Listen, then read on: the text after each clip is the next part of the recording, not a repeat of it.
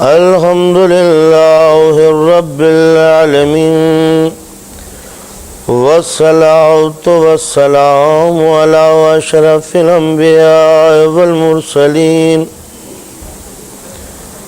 خاتم النبيين سيد الأولين والآخرين شفيع المذنبين وأبي القاسم محمد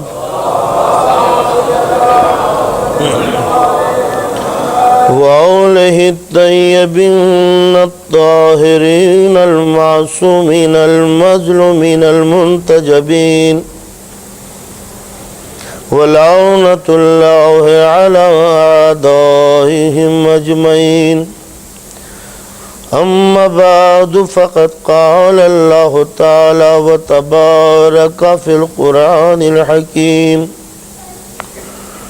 بسم الله الرحمن الرحيم وَأَقِمْ وَجْهَكَ لِلدِّينِ حَنِيفًا. صلوات پڑھیں محمد والے.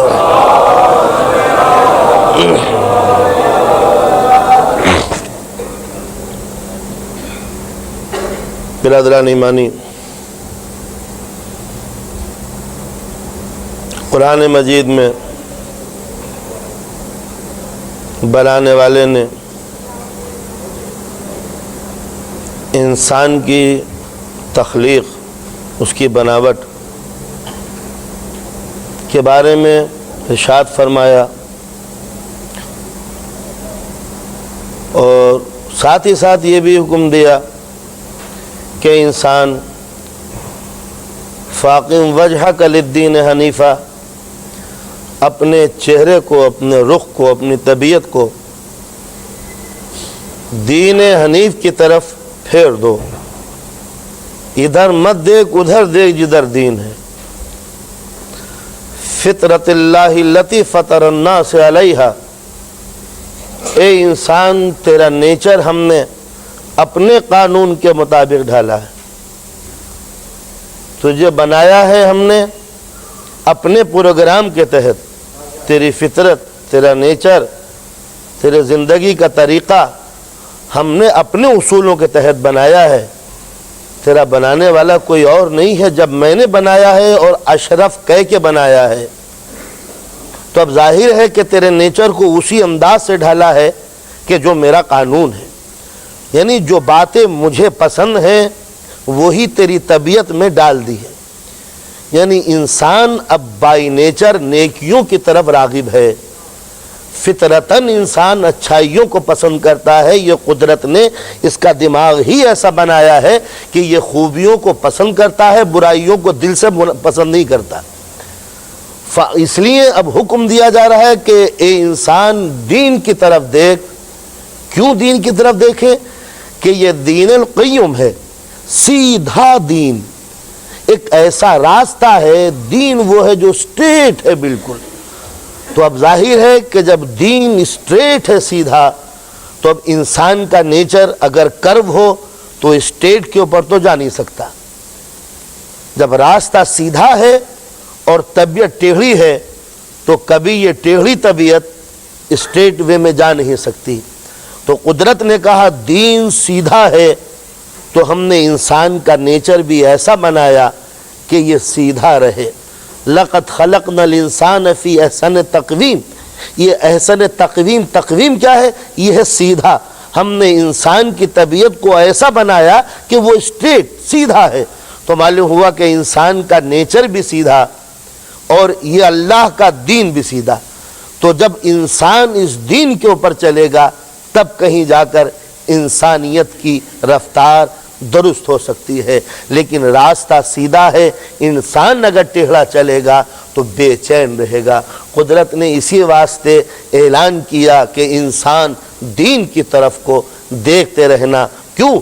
اس لیے کہ قدرت نے انسان کے نیچر کو، انسان کے وجود کو، انسان کی طبیعت کو، انسان کی روح کو، انسان کی آتما کو اپنے قانون کی روشنی میں ڈھالا ہے۔ لہٰذا جب انسان پیدا ہوتا ہے اس دنیا میں تو الہی نیچر لے کے آتا ہے، قانون فطرت لے کے آتا ہے۔ اس لیے سرکار دو عالم نے اسی قرآن مجید کی آیت کی روشنی میں ارشاد فرمایا، کل مولود یولد علی فطرت الاسلام، جو بھی بچہ پیدا ہوتا ہے وہ اسلام کا قانون لے کے پیدا ہوتا ہے۔ یعنی اسلام الگ سے کوئی چیز نہیں ہے، بلکہ قدرت جب انسان کو بھیجتی ہے تو اسلام کے اصول، فنڈامنٹل لاز آف اسلام، اس کو دے کے بھیجتی ہے۔ صرف قانون الہی ان نقطوں کو انلارج کر کے اس کے سامنے دین رکھ دیتا ہے۔ یعنی انسان کا نیچر پسند کرتا ہے اس دین انسانی کو۔ تو اب سوال یہ پیدا ہوا کہ جب انسان کے نیچر میں دین ہے،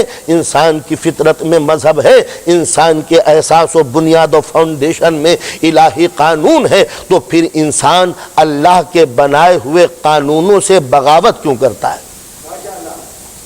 سوال یہ ہے کہ جب قدرت نے اس کا نیچر ہی بنایا تھا اپنے قاعدے کے تحت، اپنے اصولوں کے تحت، تو پھر انسان کے اندر اور الہی قانون میں یہ ٹکراؤ کیوں ہے، یہ جنگ کیوں ہے، انسان دین سے پھر ہٹتا کیوں ہے؟ اس لیے کہ جب بائی نیچر اصول کے تحت اس کو بنایا ہی اس ڈھنگ سے ہے کہ یہ سیدھے راستے پر چلے، الہی قانون لے کے چلے، تو پھر مذہب میں اور انسان میں جنگ کیوں ہوتی ہے؟ تو ارباب کرم اس کو صرف دو جملوں میں سمجھا دوں۔ قدرت نے انسان کو بنایا تھا اس لیے کہ وہ نیکیوں کی طرف راغب ہو، اچھائیوں کو اپنا لے، برے راستے سے منحرف ہو۔ جو چیزیں اللہ کو پسند ہیں وہی اس انسان کو پسند ہونی چاہیے، مگر مصیبت یہ ہے کہ جو نیچر بنایا تھا وہ روح کے حوالے کیا تھا، اور روح کو پناہ دی گئی جسم کے اندر، اس باڈی میں۔ جب یہ جسم اس دنیا میں آیا تو اس باڈی کو، اس جسم کو،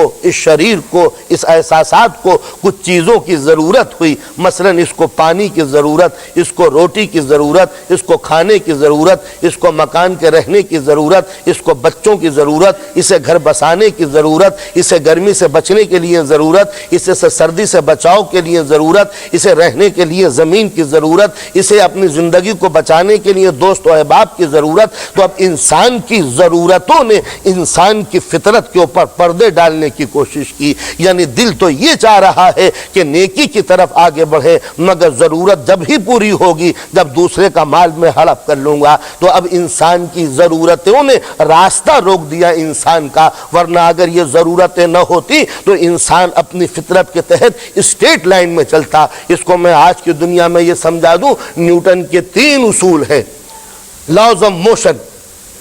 نیوٹن کا ایک اصول یہ ہے، نیوٹن نے بیان کیا کہ اگر کوئی چیز اس دنیا میں، اس سنسار میں کوئی چیز کو اگر کوئی فورس اپلائی کر دیا جائے تو وہ ہمیشہ قیامت تک وہ چیز بڑھتی رہے گی، رکے گی نہیں۔ یعنی اگر آپ ایک اسٹون کو پھینکیں تو وہ قیامت تک وہ فورس لے جاتی رہے گی اس کو اسٹیٹ لائن میں، لیکن ریزسٹنس نے آ کر اس فورس کو روک دیا اور پتھر 2-4 قدم کے بعد جا کے گر گیا۔ کچھ کہنا چاہتے ہیں آپ؟ صلوات پڑھیں محمد والے محمد۔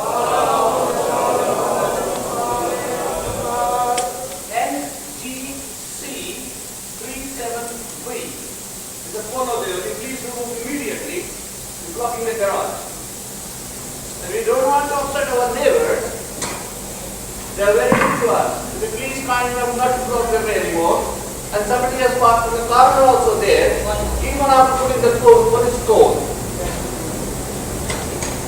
صلوات پڑھیں محمد والے میں۔ Sorry, WGN 271R, Datsun 125. Will you please remove your car immediately? We can't provide the halls and the car parks also for you people. I'm sorry for that.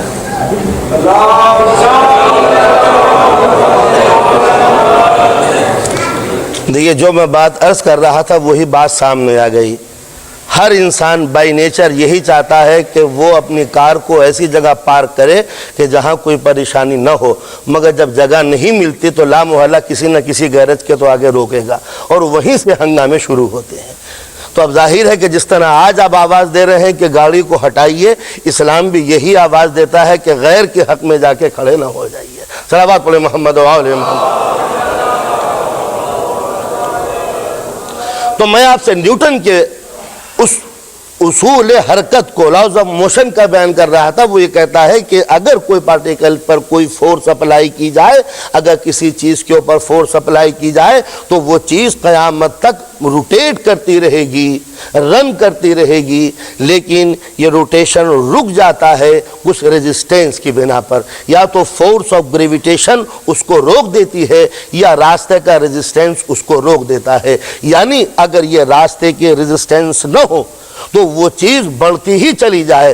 آپ کی گاڑی ہے، اگر آپ نے اس کو اسٹارٹ کیا ہے تو وہ رکنے کا نام نہیں لے گی، مگر فورس آف گریویٹیشن اور زمین کے فرکشن اس کو روک دیتا ہے۔ یہی وجہ ہے کہ اگر یہ فورس ویکوم میں چھوڑ دیا جائے تو بائی فورس آف مومنٹم وہ چیز روٹیٹ کرتی چلی جاتی ہے اور رکنے کا نام نہیں لیتی۔ اسی انداز سے قدرت نے انسان کا نیچر بنایا ہے۔ اس کی فطرت، اس کی عادت، اس کی خصلت نیکیوں کی طرف راغب کی تھی۔ اگر یہ ریزسٹنس دنیا میں نہ ہوتا تو انسان اسٹیٹ وے میں روٹیٹ کرتا رہتا اور کبھی یہ خرابیوں کی طرف آگے نہ بڑھتا۔ یہ ریزسٹنس کیا ہے؟ یہ ہے بھوک، یہ ہے پیاس، یہ ہے سیکس، یہ ہے اولاد، یہ ہے گھر کی طمع، یہ ہے کھیت کی آرزو، یہ ہے باغ لگانے کی تمنا۔ جب انسان بھوکا ہوگا اس کو 2 روٹیوں کی ضرورت ہے، لیکن اگر وہ 2 روٹیاں حاصل نہ کر پائے گا تو اب وہ سوچے گا کہ کسی دوسرے کی روٹی کو حاصل کر لوں۔ تو گویا فطرت میں تو اس کے کوئی خرابی نہ تھی، مگر عادت نے، اس کی ضرورت نے اس کی فطرت کے اوپر پہرے بٹھا دیے۔ دل یہی چاہتا تھا کہ میں نیکیاں حاصل کروں، مگر انسان کی غرض اتنی اندھی بن گئی کہ نیکیوں کے آگے وہ خود ہی سد راہ ہو گیا، جس کا نتیجہ یہ ہوا کہ ایک طرف ڈیمانڈ یہ کہہ رہی ہے کہ حاصل کر، اور ایک طرف ضمیر یہ کہہ رہا ہے کہ اس کام کو نہ کر۔ نتیجہ یہ ہوتا ہے جب انسان جرم کی منزل پر پہلی مرتبہ قدم رکھتا ہے تو جس وقت جرم کرنے کے لیے ہاتھ آگے بڑھاتا ہے تو وہ کون سی شکتی ہے، وہ کون سی طاقت ہے، وہ کون سا پاور ہے جو پیشانی پہ پسینہ آ جاتا ہے، پیروں میں لڑکڑاہٹ پیدا ہو جاتی ہے، دل میں گھبراہٹ پیدا ہو رہی ہے۔ سوال یہ ہے کہ ہاتھ اختیار تمہارا ہے، جو چاہے کر لو، لیکن جب انسان نیکی کرتا ہے تو خوشی سے بڑھتا چلا جاتا ہے، جب برائی کرتا ہے تو گھبرانے لگتا ہے۔ یہ گھبرانا کیا ہے؟ یہ نیچر کے خلاف ایک وار ہے جو انسان کے دل کے اندر پیدا ہو رہی ہے۔ ضرورت کہہ رہی ہے کہ آگے بڑھ جاؤ، اور نیچر کہہ رہا ہے کہ میں نے تجھ کو اس کام کے لیے نہیں بلایا۔ یہی وجہ ہے کہ جب انسان گناہ کرتا ہے تو پریشان رہتا ہے۔ گناہ کرنے کے بعد آدمی نادم کیوں ہوتا ہے؟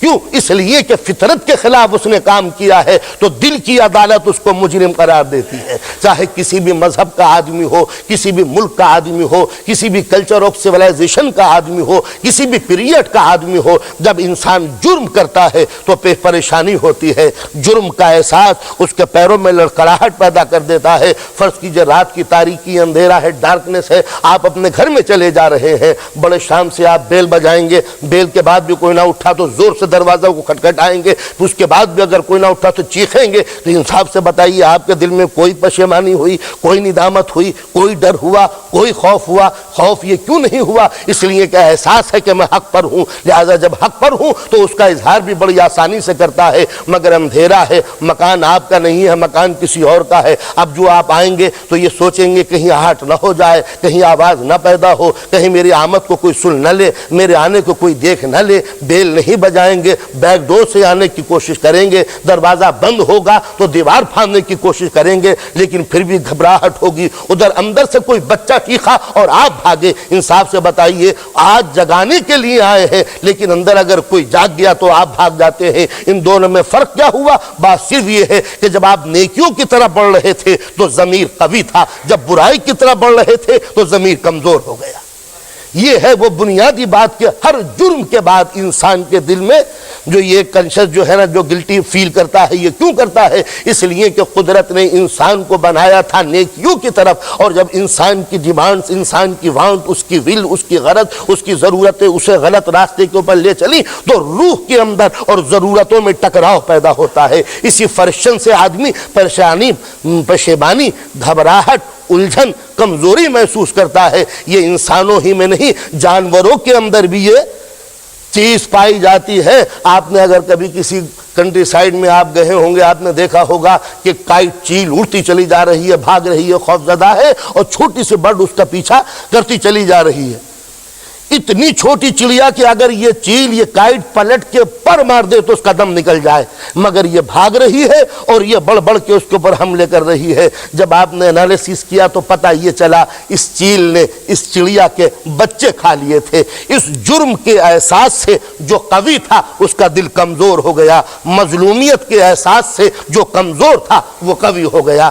آپ نے دیکھا دنیا کا اصول یہی ہے کہ جب جرم کا احساس ہو جاتا ہے تو جو قوی ہے، جو بہادر ہے، جو پاورفل ہے، وہ کمزور ہو جاتا ہے۔ حقانیت کے احساس سے جو کمزور ہے وہ قوی ہو جاتا ہے۔ یہی وجہ ہے کہ ہیومن ہسٹری کے اندر جب آپ وار کی ہسٹری پڑھیں گے کہ دنیا میں جنگیں ہوئی تو جو کم تھے مگر حق والے تھے انہوں نے بڑھ بڑھ کے حملے کیے ہیں، جو زیادہ تھے مگر باطل پر تھے ان کے قدم اکھڑ گئے ہیں۔ کربلا کی جنگ بھی تو اسی بنیاد پہ لڑی گئی ہے، جن کے پاس دریا تھا، طاقت تھی، فوج تھی، لشکر تھی، جاہو حسن تھا، قبل و علم تھا، بے پناہ دولت تھی، مملکت کا پھیلاؤ تھا، ان کے قدم کانپ رہے تھے۔ جن کے پاس کچھ نہ تھا وہ جمے ہوئے تھے۔ کیوں؟ اس لیے کہ ان کے پاس کچھ نہیں ہے مگر حق ہے، ان کے پاس سب کچھ ہے مگر حق نہیں ہے۔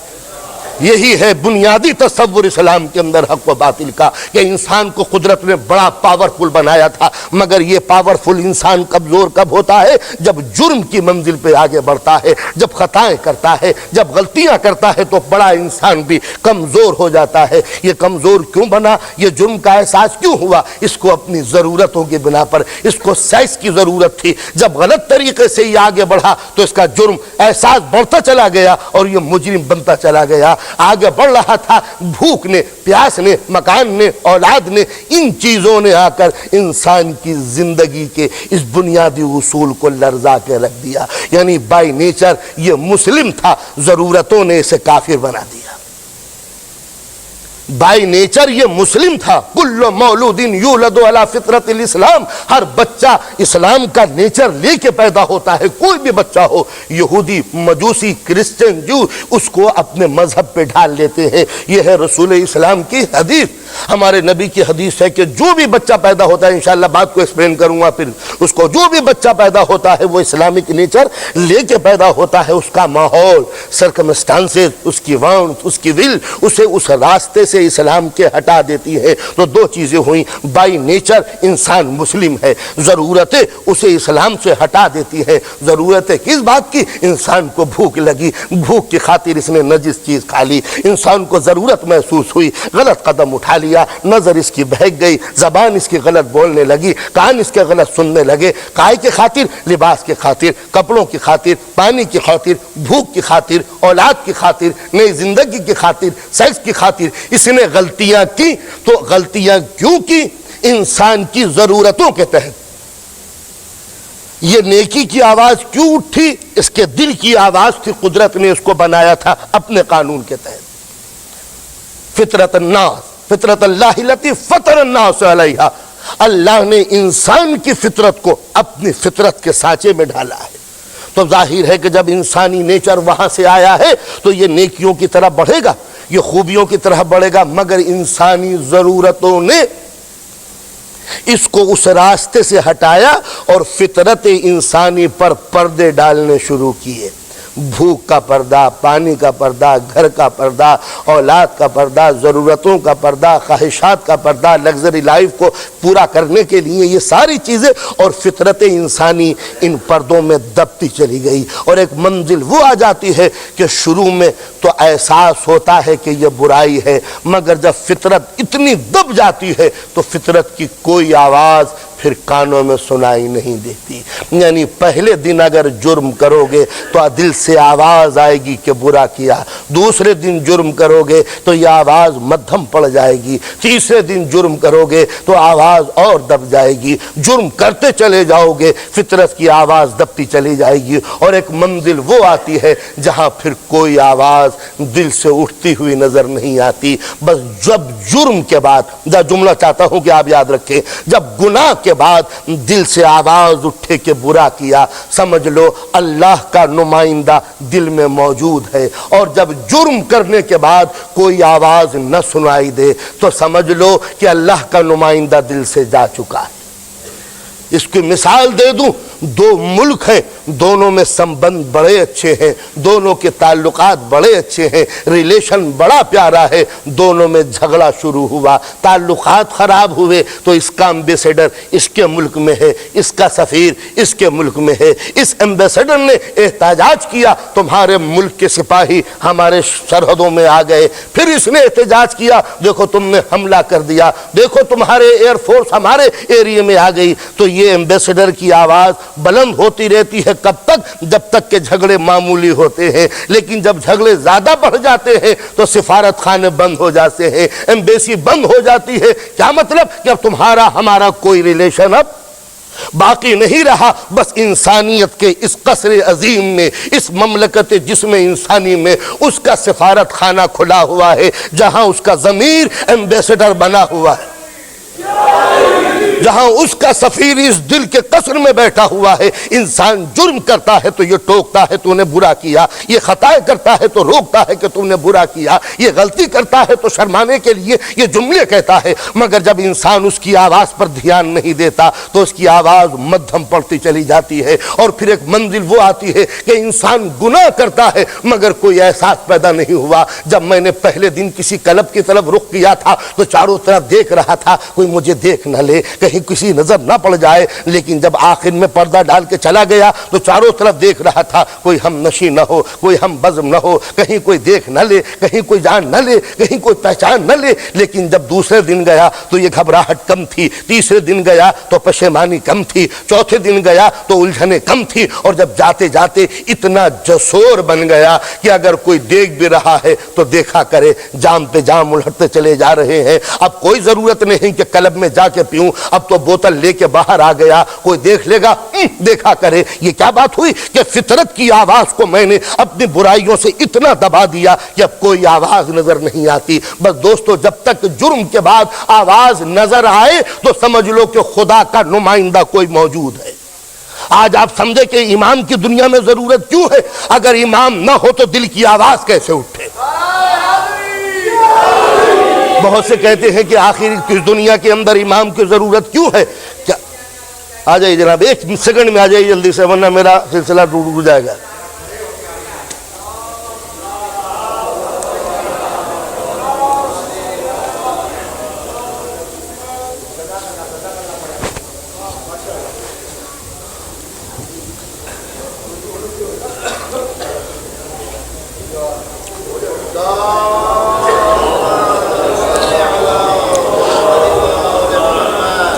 جو سفید بالے والے ہیں وہ اوپر آ جائیں۔ ہاں ہاں آپ آ جائیے۔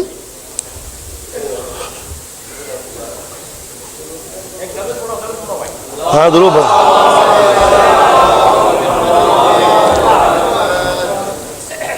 یہ سفید بالے والوں کے لیے میں نے یوں کہا کہ ہمیں تو اب جانا ہی ہے اوپر، تو ابھی سے کوشش کرتے رہیں۔ صلوات پڑھیں محمد والے محمد۔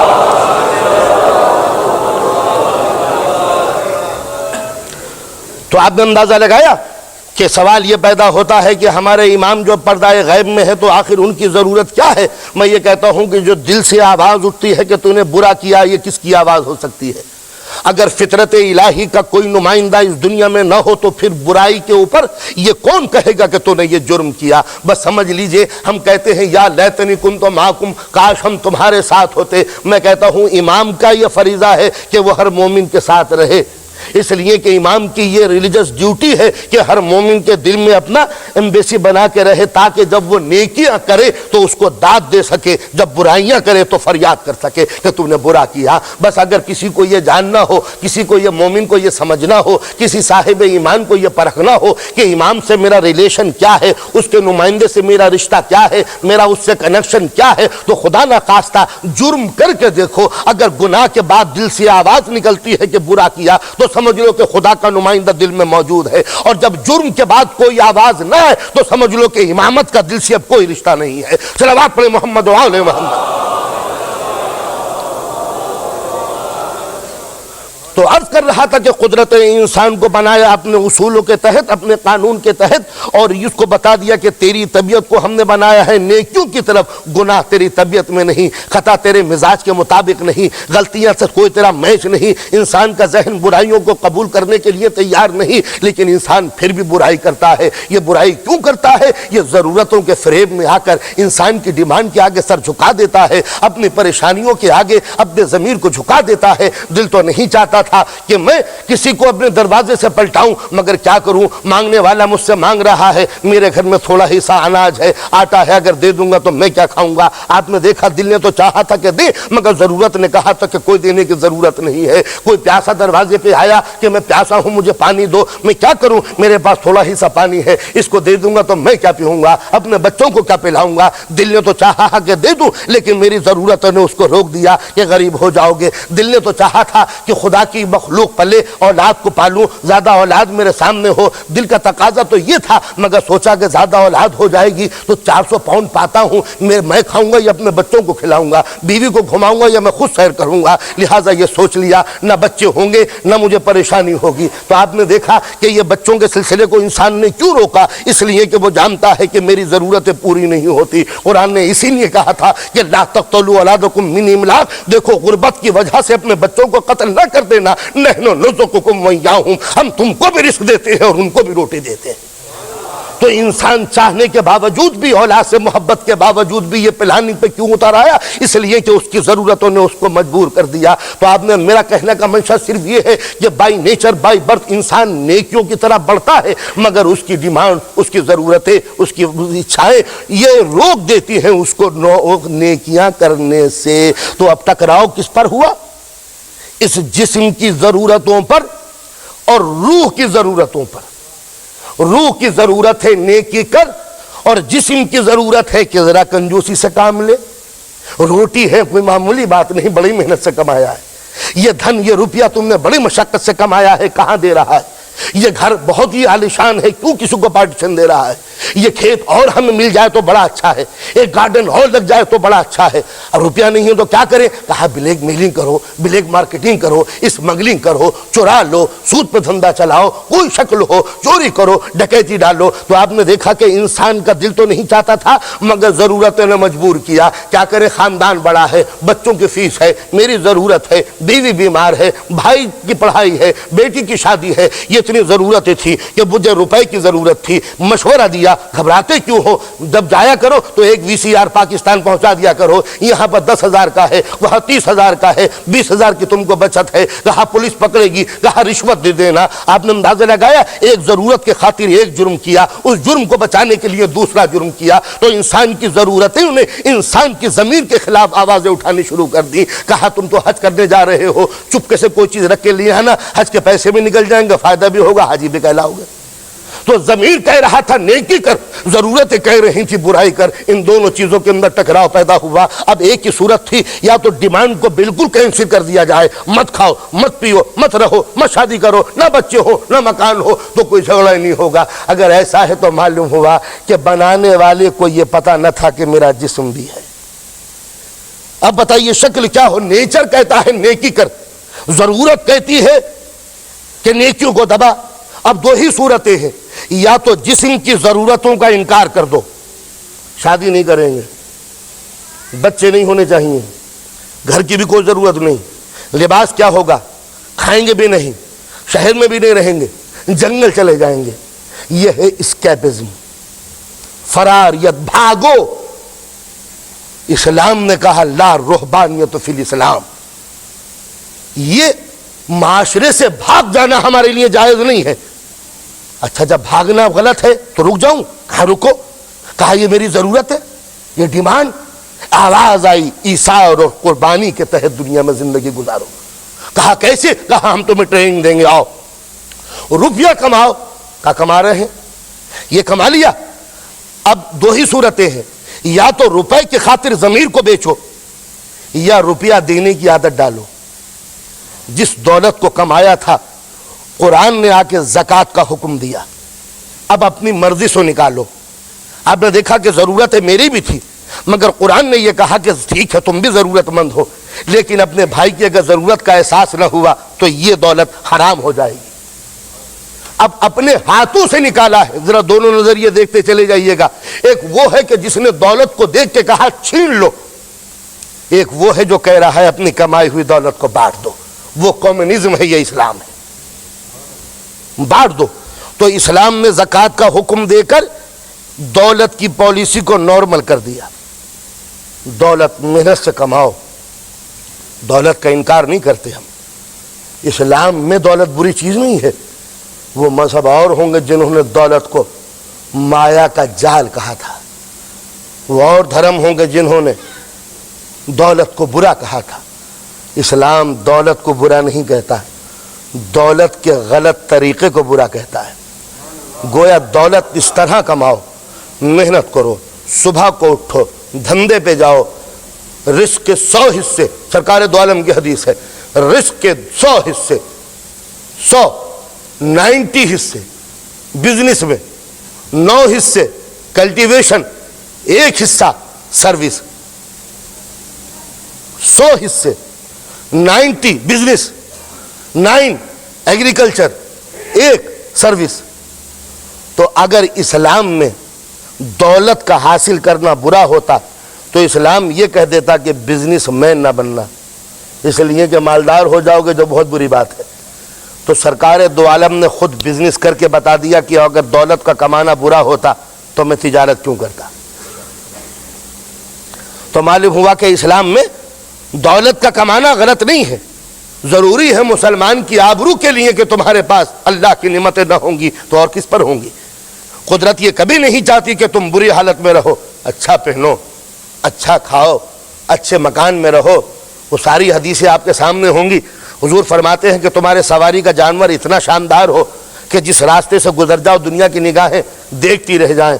تو اگر کل گھوڑا قابل تعریف تھا تو آج کار اس کی جگہ پر ہے۔ یعنی اسی حدیث کو اگر اس زمانے میں فل اپ کیا جائے تو یوں ہوگا کہ تمہارے پاس اتنی فرسٹ کلاس کار ہو کہ جس روڈ سے گزرے چلنے والے اپنا اسپرنگ چلانا بھول جائیں کہ کون سی گاڑی تھی جو گزر گئی۔ تمہارا لباس اتنا عالیشان ہو، حضور کی حدیث ہے کہ جس سوسائٹی میں جاؤ دنیا حیرت سے دیکھے۔ فرماتے ہیں جیسے حسین چہرے پر تل، اسی طرح ہر سوسائٹی میں مسلم۔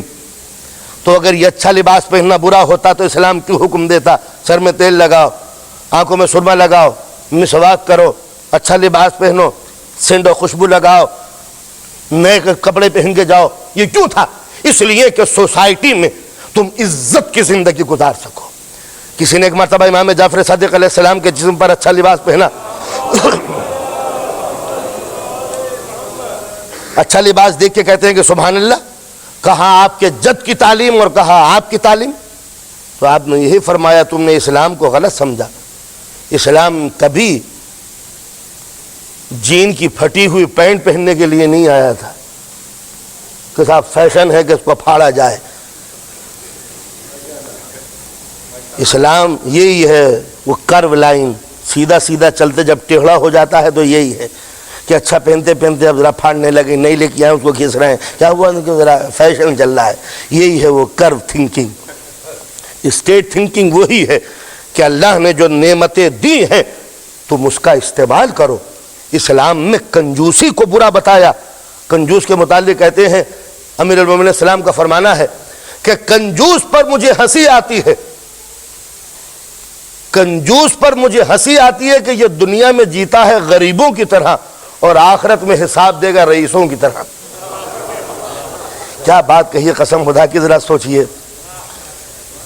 یعنی کتنا بیوقوف ہے کہ دنیا میں جیا غریبوں کی طرح، اور آپ جو خدا کے گھر پہنچا انہوں نے کہا صاحب وہ 1 لاکھ کیا تھے اور وہ 10 لاکھ اور وہ 5 لاکھ، تو وہاں لاکھوں کی باتیں ہوں گی اور یہاں صرف باتوں کی باتیں تھیں۔ مولا فرماتے ہیں کہ یہ کنجوس دولت پر بیٹھا ہوا وہ محافظ ہے، وہ صاحب ہے کہ یہ اس کی سروس تو کرتا ہے مگر اس سے تنخواہ نہیں لیتا۔ ایسا فری کا نوکر دولت کے اوپر بیٹھا ہے بیچارہ، خرچ نہیں کرتا، تالے لگائے ہوئے اس کے اوپر، ساری رات جاگ رہا ہے کوئی لے نہ لے۔ تو آپ نے لگا کہ یہ وہ مزدور ہے کہ جو خدمت تو کرتا ہے مگر پھر مزدوری اس سے نہیں لیتا اس سے۔ تو اسلام میں حکم ہے کہ دیکھو بخل نہ کرنا، کنجوسی نہ کرنا، اللہ نے جو تم کو نعمت دی ہے اس نعمت کا اظہار کرو۔ نعمت کا اظہار کیا کہ اگر اللہ نے آپ کو بہترین قسم کے پیسے دیے ہیں تو بنگلہ خریدو، بہترین قسم کا مکان خریدو، اچھی دکان خریدو، اچھی کار لو، اچھی غذا کھاؤ۔ آخر یہ اچھی غذائیں کیا کافروں کے لیے مومن کے لیے؟ جب قرآن یہ کہہ رہا ہے کہ خلق لکم ما فی الارض جمیعا، جو کچھ بھی نعمتیں ہیں سب تمہارے لیے ہیں، تو آخر یہ بہترین قسم کی جو غذائیں ہیں، رچ فوڈ، یہ کن کے لیے ہیں؟ تو قدرت اپنے مومن کو نہ دے گی تو کسی کافر کو دے گی؟ تو اب ظاہر ہے کہ اسلامی نقطہ نظر یہ تھا کہ تم اچھی زندگی گزارو، بالکل، لیکن یاد رکھو یہ دولت کے سیلاب میں کہیں قارون نہ بن جانا، اس لیے کہ دولت اگر غلط طریقے سے بہتی ہے تو انسان قارون بنتا ہے۔ تو دولت تو کماؤ لیکن ڈھنگ خرچ کرنے کے ہم سے سیکھو۔ یعنی ایک ہی دولت ہے، اگر غلط پالیسی پہ چلا تو قارون ہے، سیدھی پالیسی پہ چلی تو ختیجہ ہے۔ وہ لعنت کا مقام ہے، یہ عزت کی منزل ہے۔ صلوات پڑھیں محمد و آل محمد۔ تو ہر وہ ڈیمانڈ، ہر وہ چیز جو ریزسٹنٹ تھا روح کی ویلوسٹی کے لیے، قدرت نے اس کو نارمل سپیڈ میں لانے کے لیے ایک حکم دے دیا تاکہ انسان اسٹیٹ تھنکنگ کر کے اپنے زندگی کو صراط مستقیم کے لائق بنا سکے۔ اب ایک ایک چیز کو آپ دیتے چلے جائیں۔ دولت کماؤ لیکن خرچ کرنے کی عادت بھی ڈالو۔ زکوٰۃ، خیرات، خم، فطرہ، صدقہ، یہ ساری چیزیں کیا ہیں؟ کہا حقوق ادا کرو، حق ادا کرو غیروں کے۔ زکوٰۃ دو، خمس ادا کرو، فطرہ دو، صدقہ دو، یہ سب کچھ دے لیا۔ دینے کے بعد اسلام کہتا ہے جس دولت کو تم نے کمایا ہے اس میں سے سب کا حق نکال دیا، اللہ کا حق نکالا، رسول کا حق نکالا، امام کا حق نکالا، سادات کا حق نکالا، قوم کے غریبوں ناداروں کا حق نکالا، یتیموں اور مسکینوں کا حق نکالا، ہاں سب کا نکال دیا۔ اب ایک مرتبہ لقمہ اٹھایا تو ایک مرتبہ آواز دی کہ دیکھو اگر پڑوسی بھوکا ہے تو یہ لقمہ اب بھی حرام ہو جائے گا۔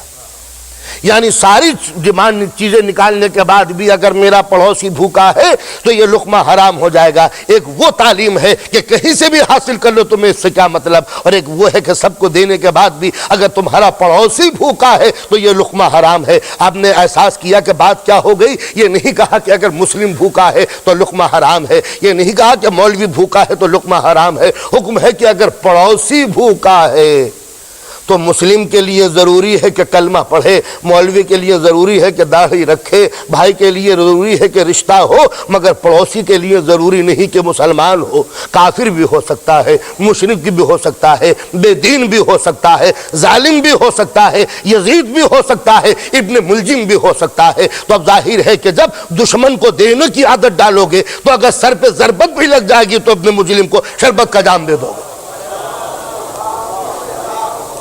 تو اپنی ضرورتوں کے تحت گناہ کرنا ایک تصور ہے، اور غیر کی ضرورتوں کو دیکھ کر اپنی ضرورتوں کو دبا دینا یہ دوسری بات ہے۔ اسلام وہ پریکٹس لے کے آتا ہے تاکہ تم حریص نہ بن جاؤ، خود غرض نہ بن جاؤ، دل اتنا کمزور نہ ہو جائے کہ تم جرم کی منزل پہ قدم آگے بڑھتے پھرو۔ تو لہٰذا دولت کماؤ تو دینے کا سلیقہ دے دو۔ تو معلوم ہوا کہ ہاں دولت بہت ضروری چیز ہے، اس لیے کہ اسلام نے مسلمان کو پیدا ہی اس لیے کیا تھا کہ شام سے زندگی گزارو، مگر دولت حاصل کر کہ کہیں قارون نہ بن جانا۔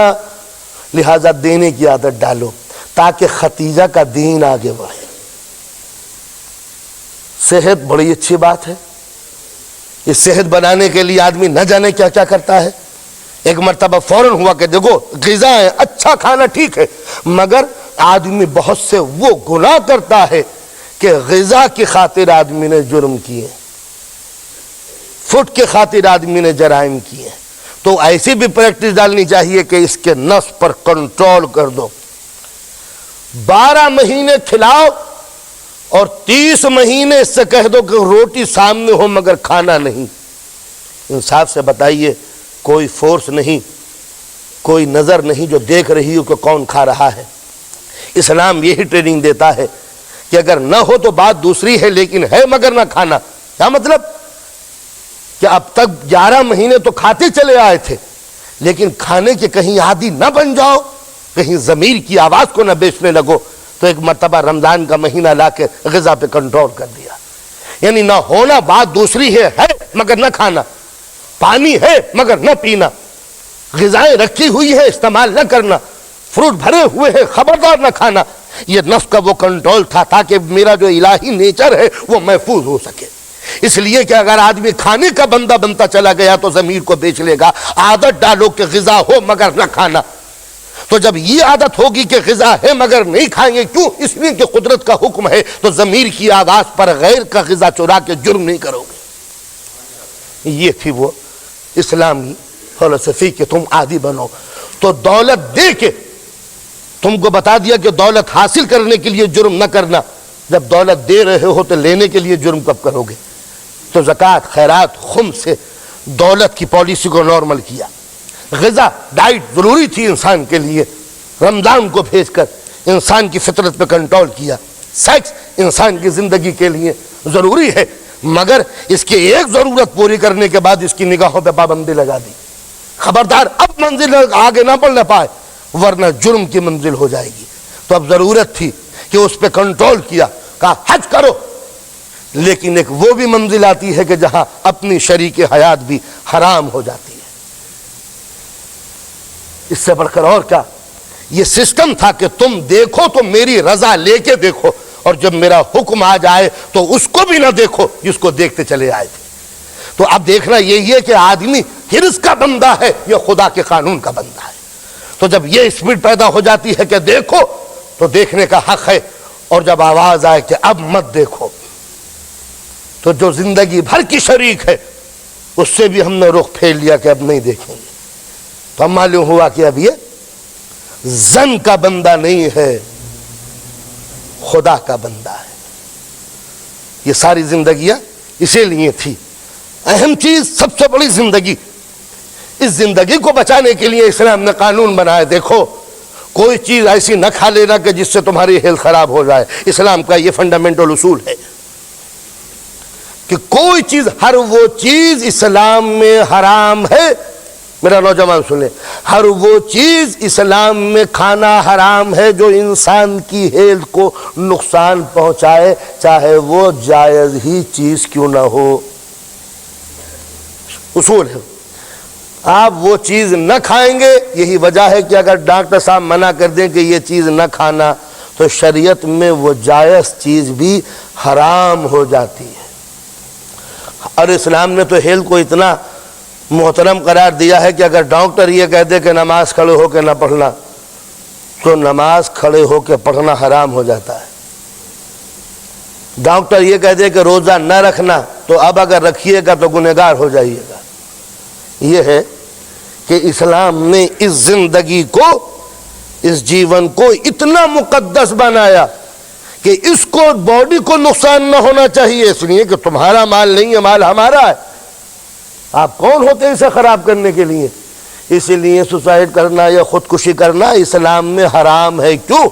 ارے بھائی مر رہے ہیں، کیا مر جائیں گے تو اللہ کے پاس پہنچ جائیں گے؟ تو یہ زندگی ہم نے آپ کو دی ہے اس لیے کہ آپ مر جائیں، تو لہٰذا اپنے موت مرنا حرام ہے۔ اصول ہے کہ اپنی زندگی کو خطرے میں نہ ڈالو۔ کوئی حاجی صاحب حج کرنے کے لیے جا رہے ہیں، معلوم ہے کہ صاحب بمباری ہو رہی ہے، بمبنگ ہو رہی ہے، ایسا بھی ہو سکتا ہے کہ ہم مر جائیں، تو اب اسلام میں حکم ہے کہ اب حج کرنے نہ جانا، اس لیے کہ زندگی کا بچانا واجب ہے۔ زندگی کا بچانا واجب ہے۔ اتنا محترم ہے یہ زندگی کا وجود کہ وہ اسلام اور وہ گھرانہ کہ جس کے اندر بے پردگی کا کوئی تصور نہ تھا، مگر جب جلتے ہوئے خیموں میں جناب زینب نے پوچھا ہے کہ بیٹا کیا کرے، جل جائیں یا باہر نکلے، تو آپ دیکھیں کہ جناب زینب مصائب نہیں پڑ رہا۔ جناب زینب نے دو چیزیں خود ہی رکھی، ایک طرف موت ہے، ایک طرف بے پردگی۔ ایک طرف موت، ایک طرف بے پردگی۔ تو اب پوچھتی ہیں امام وقت سے کہ ہمیں کیا کرنا چاہیے، تو امام فرماتے ہیں جان کا بچانا واجب ہے۔ تو آپ نے اندازہ لگایا کہ یہ زندگی، یہ نفس اتنا محترم ہے کہ اس کو نقصان نہ پہنچے۔ اسلام میں نماز ایسی چیز ہے کہ اگر یہ نماز رد تو سب رد، اور یہ قبول تو سب قبول۔ آپ غریبوں کو دیں، خیرات کریں، فطرہ دیں، سب کچھ کریں، حج کریں، زکوٰۃ دیں، سب کچھ کریں، لیکن نماز نہیں پڑھتے، عزاداری کریں، روز امام کا ماتم کریں، روز روئیں، لیکن نماز نہ پڑھیں، تو حکم ہے امام کا کہ اگر نماز قبول نہیں ہوئی تو کوئی عمل قبول نہیں ہوگا۔ اتنی محترم چیز ہے، کیوں کہ یہ 12 اماموں کا سرمایہ محفوظ ہے، زیر خنجر بھی اسی کی تعلیم و تلقین کی ہے، تو نماز کا باغی امام کا باغی ہوتا ہے، خدا کا باغی تو بعد میں ہوگا۔ تو لہذا نماز اتنی معتبر و مقدس چیز ہے کہ اگر یہ نماز نہیں تو کچھ نہیں، اتنی محترم چیز، لیکن قدرت حکم دیتی ہے کہ اسی نماز کے لیے وضو ضروری، لیکن اگر ڈاکٹر یہ کہہ دے کہ اگر وضو کرو گے تو پانی نقصان دے گا، تو اب شریعت کہتی ہے کہ پانی استعمال نہ کرنا، تیمم کر لینا۔ اب پانی استعمال نہ کرنا، اس لیے نماز تو نہیں چھوڑیں گے، مگر ہاں اب پانی استعمال نہیں کر سکتے۔ اگر کھڑے ہونے میں تکلیف ہو تو بیٹھ جاؤ، بیٹھنے میں زحمت ہو تو لیٹ کے نماز پڑھو، اشاروں سے پڑھو، اشارے بھی نہ ہوتے ہو تو ہاتھ ہلانے کی ضرورت نہیں ہے، دل میں پڑھ لو۔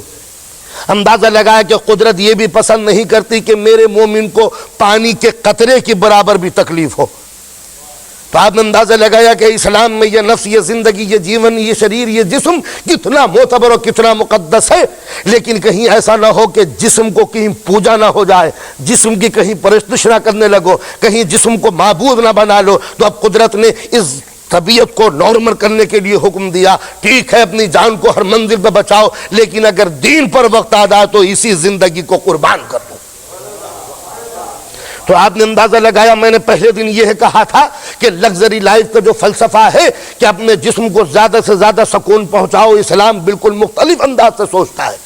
دنیاوی نظام یہ ہے کہ بس اس جسم کو فائدہ پہنچاتے چلے جاؤ، اور اسلام یہیں سے شروع ہوتا ہے کہ جب حق کی حفاظت کا سوال ہو تو جس زندگی کو نعمتوں سے پالا ہے اسی زندگی کو خدا پر قربان کر دینا۔ اب دیکھنا یہ ہے کہ اس جسم کو تم نے معبود بنایا ہے یا معبود کو تم نے معبود سمجھا ہے۔ یہی وجہ ہے کہ میدان جنگ سے بھاگنا کفر ہو جاتا ہے۔ یہ میدان جنگ سے بھاگنا کفر کیوں؟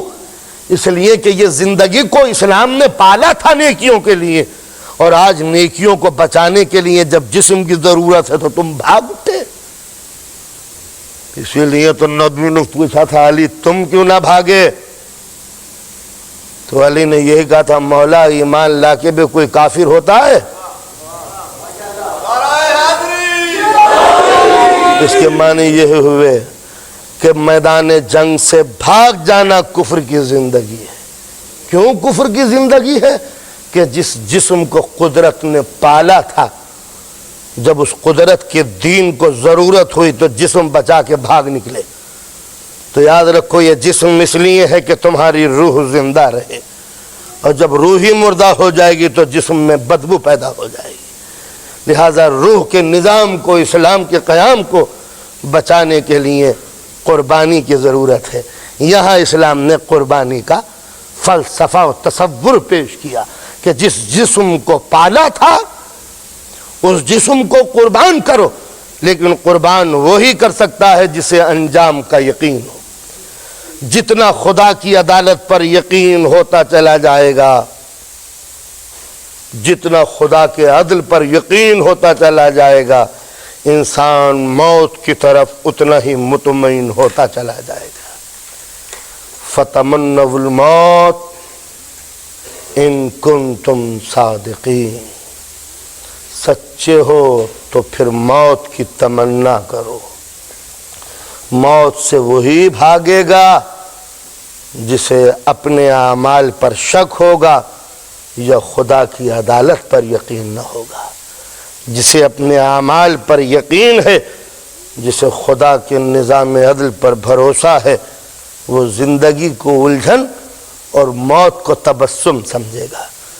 یہی وجہ ہے کہ بڑوں سے نہیں بچوں سے بھی پوچھو گے کہ موت کیا ہے تو وہ یہی کہیں گے شہد سے زیادہ میٹھی۔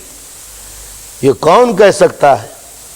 صرف وہی افراد، وہی فرد، وہی آدمی کہہ سکتے ہیں کہ جنہوں نے زندگی کے فلسفے کو، اسلام کی حقیقت کو، خدا کے احکام کو نگاہوں کو سامنے رکھا ہے۔ پھر ان کی نگاہوں کے سامنے زندگی کی کوئی اہمیت نہیں ہے۔ یعنی جس زندگی کی اہمیت تھی وہ اسلام میں آ کر اگر ضرورت پڑے تو پھر دین کو قربان کر دینا یہی وجہ ہے کہ اسلام والوں کے نزدیک جب موت آئی تو مسکرانے لگے۔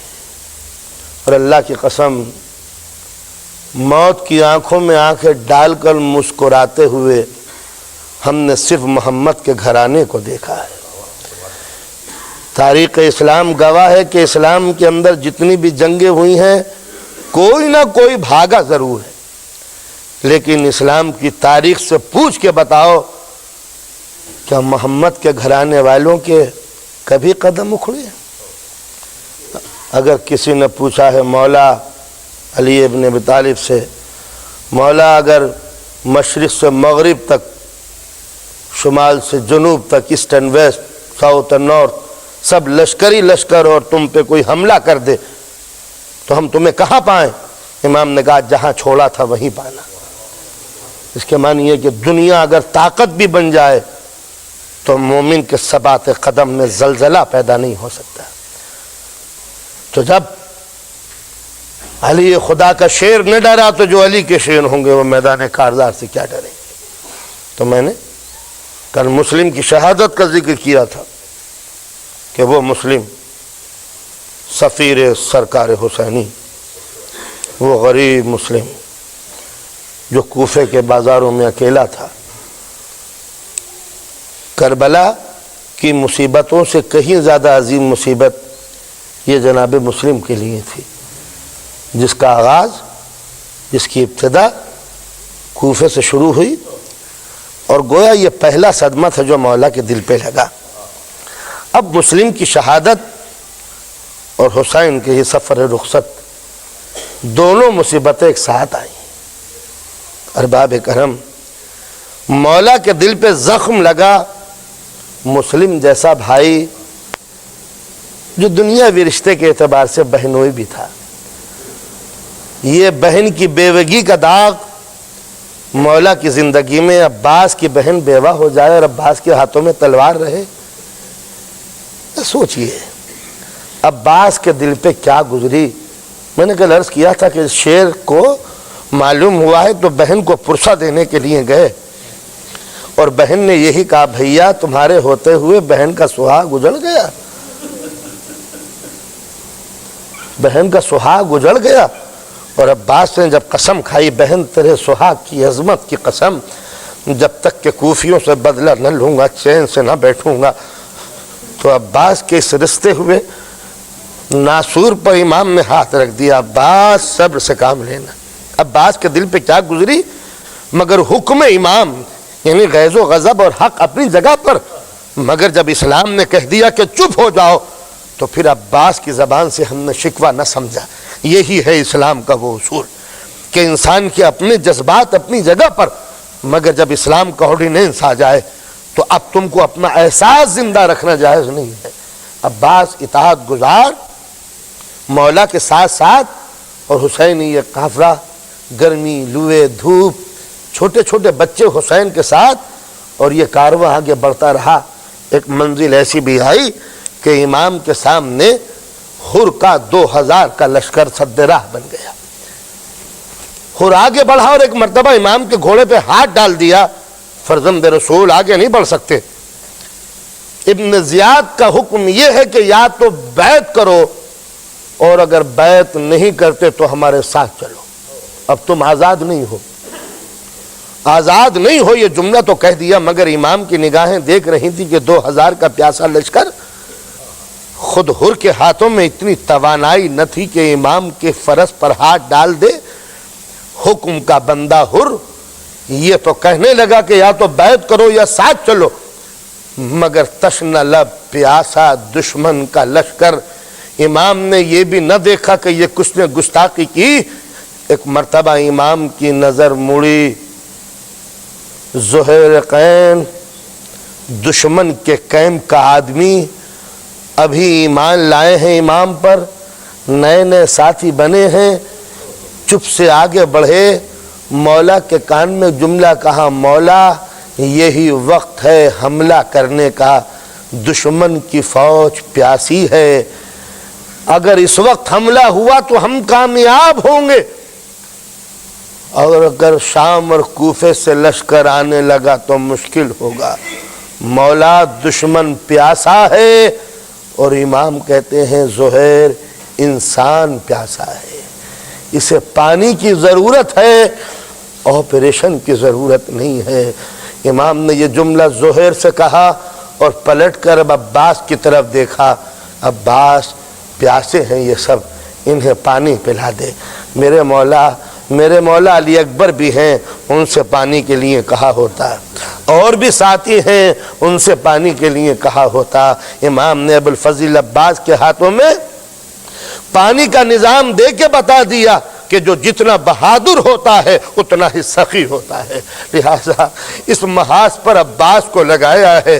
اب عباس جیسا سخی جو ساقی کوثر کا بیٹا ہو اور جب دشمن کو پانی پلانے کے لیے آگے بڑھے تو عجب منظر ہے دوستو، عباس بیچ میں ہے اور 2000 کا پیاسا لشکر عباس کو گھیرے ہوئے ہے۔ ذرا وہ منظر سوچنے کی بات کی، جہاں ہزاروں ہاتھ عباس کی طرف اٹھ رہے ہیں، عباس پانی، عباس پانی، عباس پانی۔ ایک روز محشر بھی یہی منظر ہوگا جب مولا کے چاروں طرف مومن ہوں گے، اب مولا پانی، مگر فرق ہے روز محشر مولا سے دوست پانی مانگیں گے، کربلا کے محشر میں عباس سے دشمن پانی مانگ رہے ہیں۔ دوستوں کو جام کوثر پلانا علی کا کام ہے اور دشمنوں کو اپنے حصے کا پانی پلانا یہ عباس کا کام ہے۔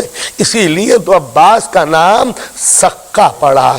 ساقی اور سقے کے لفظ میں فرق ہے، ساقی کے معنی پلانے والے کے، سقے کے معنی بہت پلانے والے کے، اور یہ شاید اسی لیے کہ ساقی ہونا اور بات ہے اور سقا ہونا اور بات ہے۔ عباس نے مشق کے دہانے کھول دیے، کہاں 2000 کا لشکر اور کہاں عباس کا مختصر سا لشکر معلوم ہوتا ہے۔ عباس نے اپنے حصے کا تمام پانی دشمنوں میں بانٹ دیا، تو جب بانٹا ہوگا تو سکینہ کی مشق کا دہانہ بھی کھلا ہوگا، رباب کے حصے کا پانی بھی دے دیا ہوگا، حسین کے 72 ساتھیوں کا سارا پانی دشمنوں کو دے دیا۔ انصاف سے بتاؤ دوستو، کیا سکینہ نہ دیکھ رہی ہوگی کہ ہمارا پانی دشمنوں کو پلایا جا رہا ہے؟ کیا عورتوں کو پتہ نہ تھا کہ ہمارے حصے کا پانی ہمارے قاتلوں کو پلایا جا رہا ہے؟ مگر معلوم ہوتا ہے کہ 72 تن ہے مگر مزاج ایک ہے، دیکھنے میں 72 ہے مگر سب اپنی جگہ پر حسین ہے۔ سب نے خاموشی اختیار کی، دشمن کا ایک سپاہی دور رہ گیا تھا، وہ دوڑتا ہوا آیا اور پیاسا تھا۔ وہ کہتا ہے کہ اتنی بھیڑ تھی کہ میں عباس کی طرف نہ جا سکا، تھک کے زمین پہ بیٹھ گیا، تھک کے زمین پہ بیٹھ گیا۔ میں نے دیکھا کہ ایک بزرگ کرسی پہ بیٹھے ہوئے تھے، وہ خود اٹھے، اس سے کہا بھائی میرے نزدیک آ، تو پیاسا ہے، اس اونٹ کے اوپر پانی کی مشکیزہ ہے، جا خود اپنے ہاتھوں سے کھول کے پانی پی لے۔ کیا خود یہ کہہ نہیں سکتے تھے لے پی لے؟ مگر بتا دیا کہ پانی اللہ کی وہ نعمت ہے جس پر انسان کا قبضہ جائز نہیں ہے، پانی ہمارا ہے مگر ہم تجھے اختیار دے رہے ہیں کہ جا وہ پانی لینے کے لیے جرم کرنا انسان سکھاتا ہے اور اپنے حصے کے پانی کو بہا دینا یہ امام اسلام سکھاتا ہے، جا خود پی لے۔ یہ کہتا ہے کہ میں آگے بڑھا تو اتنا بوکھلایا ہوا تھا کہ مجھے پانی کی وہ مشق نظر نہیں آئی۔ میں نے دیکھا کہ وہ خود آگے بڑھے، انہوں نے اپنے ہاتھوں سے مشق دہانہ کھولا، مجھے پانی پلانا چاہا تو پانی کہیں گر رہا تھا اور میں چلو کہیں بناتا تھا، اتنا گھبرایا ہوا تھا۔ ایک مرتبہ وہ شخص خود بیٹھے، میرا سر اپنے سینے پہ لگایا، اپنے ہاتھوں سے پانی پلایا، پانی پلاتے جاتے ہیں، کہتے جاتے اطمینان سے پی لے، یہاں کوئی ظلم نہیں ہوگا، چین سے پی لے، یہاں کوئی بندش نہیں ہوگی۔ یہ کہتا ہے جب میں پانی پی چکا تو میں نے اپنے دوستوں سے پوچھا کہ یہ بزرگ کون ہے جنہوں نے مجھے پانی پلایا ہے؟ تو نہیں پہچانتا، یہی تو سیدہ کا لال ہے، فرزند رسول یہی تو ہے۔ لحظہ دارو، بس یہ منظر وہ ہے، کہیں حسین دشمن کے سر کو سینے سے لگا کے پانی پلا رہے ہیں اور کہیں حسین کے سینے پہ اپنے بچے کا سر رکھا ہوا ہے، حسین پانی مانگ رہے ہیں کن سے؟ جن کو کل پانی پلایا تھا۔ تو آپ جملے سنیں، یہ نہیں کہا اے میرے نانا کے ماننے والوں پانی پلا دو، یہ نہیں کہا اے قرآن کے ماننے والوں پانی پلا دو، یہ نہیں کہا اللہ اللہ کے ماننے والے پانی پلا دو، اور یہ بھی نہیں کہا کل میں نے تمہیں پانی پلایا تھا آج تم مجھے پانی پلا دو۔ ایک جملہ کہا، اولاد والو میرے بچے کو پانی پلا دو۔ حسین نے زندگی میں کبھی کسی سے سوال نہیں کیا، اس گھرانے نے کبھی کسی سے کچھ نہیں مانگا، انہوں نے دیا ہے کبھی لیا نہیں۔ اور آج حسین اپنے بچوں کو لیے ہوئے زندگی میں پہلی بار ایک چیز مانگ رہے ہیں، اور وہ چیز وہ تھی کہ جو مولا کے سامنے دریا کی شکل میں بہہ رہی ہے۔ ایک طرف بہتا ہوا دریا اور ایک طرف دم توڑتا ہوا بچہ، تو مولا نے کچھ کہہ کے نہیں مانگا، اتنا کہا ہے اولاد والو میرے بچے کو پانی پلا دو۔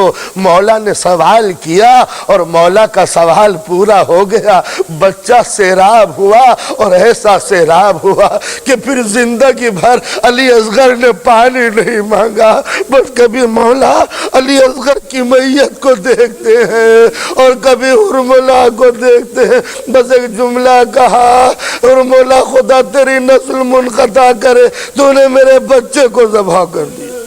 اجلکم اللہ الخیر لعنت اللہ للظالمین الی یوم الدین۔